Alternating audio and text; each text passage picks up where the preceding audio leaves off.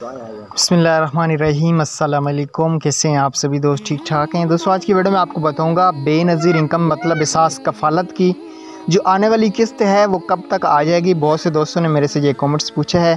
जिन दोस्तों ने पहली किस्त ली है, दूसरी किस्त ले चुके हैं, तीसरी किस्त ले चुके हैं, अब उनकी नई किस्त कब आने जा रही है।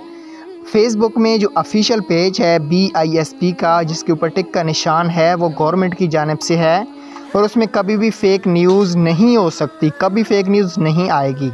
ये आप लोग भी जानते होंगे। यहाँ पे एक प्यारे भाई ने कमेंट्स किया है कि अस्सलाम वालेकुम सर, BISP की नई किस्त कब मिलेगी, रहनुमाई करें, शुक्रिया।